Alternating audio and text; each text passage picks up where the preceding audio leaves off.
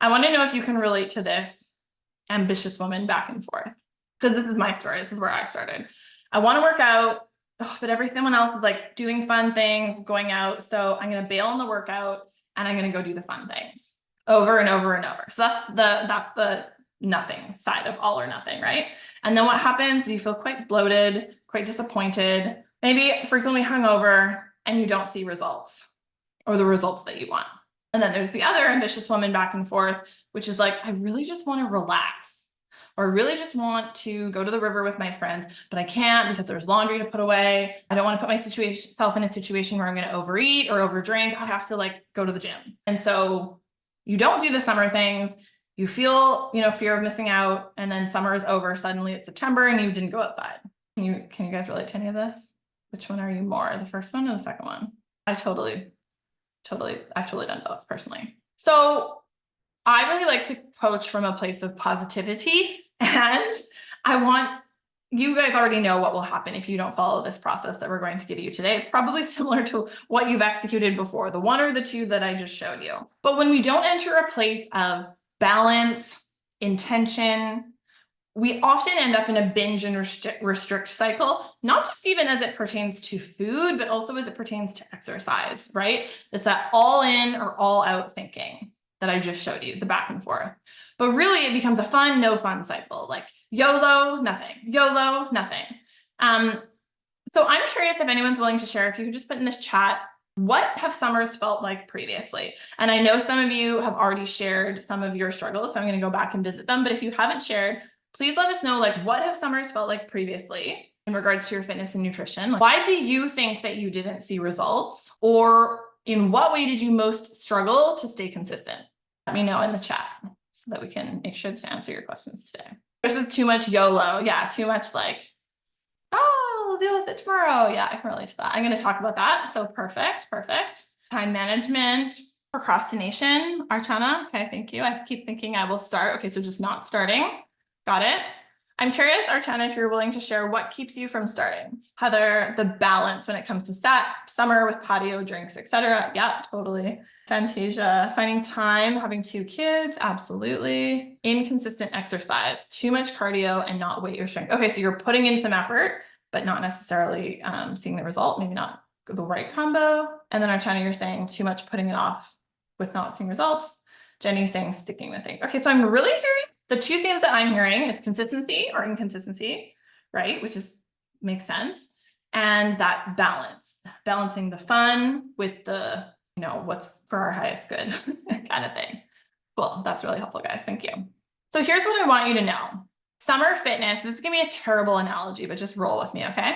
Summer fitness is like getting on a yacht. And I'm saying yacht because we're fancy. You ladies are very fancy. So summer fitness is like getting on your yacht. As long as you keep going, you're going to get where you want to go. But what happens when you get distracted and you decide to stop the yacht and have 7 glasses of champagne instead of 1?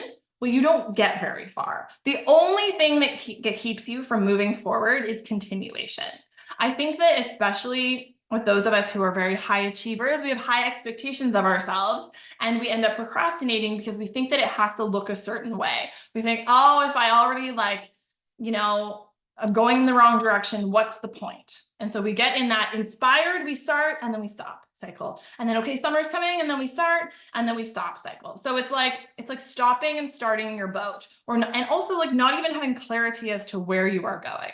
So not only do you have to keep moving, you can stop the yacht every once in a while and have a party and have a drink, but you're not going to get to where you're going if you don't start the yacht up again tomorrow. You got to keep going. That's all, is you just need to keep showing up. Okay, so a couple of you have said, and not just here, but also to me privately, that one of your biggest struggles is balancing the fun. Like one of you said, too much YOLO. Let me tell you about your YOLO brain, okay?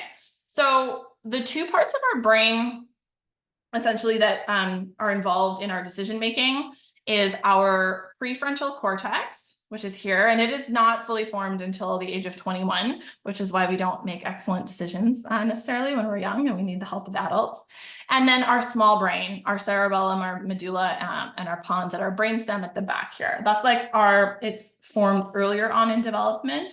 And it's like the storage center for the imprints of everything that we learned up until age 7. And it's often referred to as our primal brain or our lizard brain.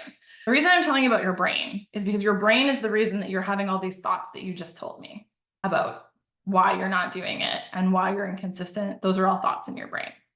And it's totally normal, and we all do it. And the example that I like to give is your prefrontal cortex is your Sunday night, Monday morning brain. Your small brain is your summer weekend, YOLO, have one more drink, have 2 more burgers, we'll deal with it tomorrow brain, right? It's the instant gratification, because it's literally the part of us that comes from a cave person version of ourselves. And what was its main need? Gathering food, being safe. We need to do it now.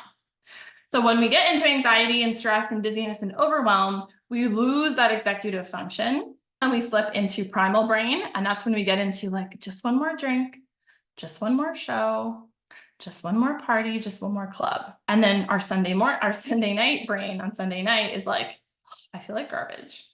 I'm so tired of feeling this way. Tomorrow we do something different. It's the long-term visionary. It's the version of you that's here with me now, probably on a Wednesday afternoon or evening, who desires to feel a different way, who sees what's for your highest self. So we want to just start to see where our decision-making is coming from. But what often happens, the reason we get into that back and forth is because we listen to the small brain, the quick fix, and then on Sunday night, we feel terrible. And so we go into the start cycle, but then the weekend comes around or the vacation or whatever, we buy into the small brain and we get stuck in the cycle. So I just want you to see it. And there are 4 steps. And the first step is you have to prioritize it. Overwhelm is a result of a lack of clarity and having unrealistic expectations for yourself. So I want you to get really clear, being the woman that you are, who's lived all these summers. You just told me what summers have been like previously. Let's get realistic. Like, is this the year that you're going to stay inside 6 days a week and wake up at 5 o'clock and work out? Probably not.